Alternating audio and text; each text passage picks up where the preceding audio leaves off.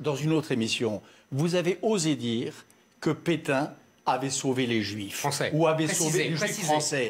C'est une monstruosité. Oui. C'est du révisionnisme. C'est du révisionnisme. C'est du révisionnisme. C'est encore une fois le réel. Non, le réel, c'est que Pétain a été plus royaliste que le roi. Il a édicté des décrets en octobre 40 que l'Allemagne ne lui a pas demandé. Et si des Juifs ont été sauvés, c'est parce qu'il y a eu des justes.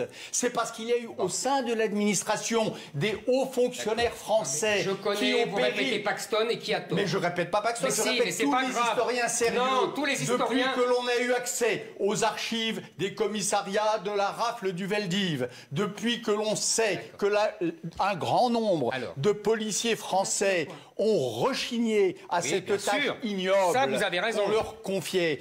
Il y a eu des justes et c'est la raison pour laquelle un grand nombre de Juifs ont été sauvés. Mais cela ne doit en rien, cela ne doit rien à une supposée indulgence ou une stratégie du glaive et du bouclier ou un partage des rôles entre les gaullistes et les pétainistes. Non, mais laissez-moi parler. Dire ça, c'est la famille. Bernard-Henri Lévy, laissez-le répondre. Sur les résistants. Non, et je termine. Ce que vous dites sur la résistance, qui se moquait éperdument de l'antifascisme, qui ne pensait qu'aux nations, c'est une autre infamie. Monsieur Zemmour, vous n'avez pas le droit de dire ça. Mais je le dis et je vais vous le démontrer.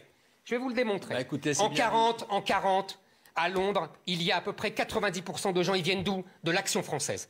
C'est des nationalistes. Laissez-moi parler, monsieur Lévy. Regardez la photo célèbre du général de Gaulle. Lisez Simon Epstein. Non, parce que c'est trop facile, vous me coupez toujours dans mes raisonnements. Il y a une photo célèbre, vous la verrez, googlisez-la, vous verrez. Le général de Gaulle passant en revue les premiers Français libres.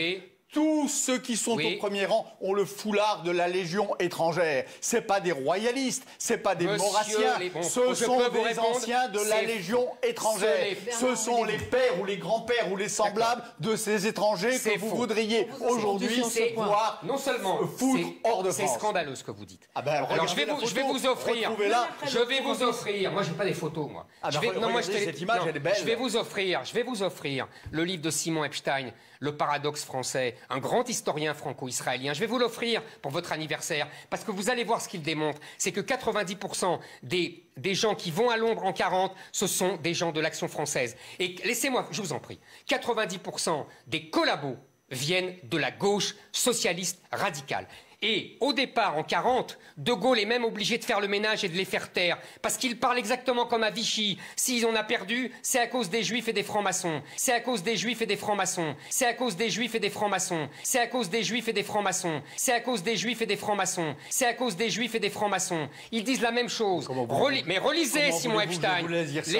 Laissez-moi finir.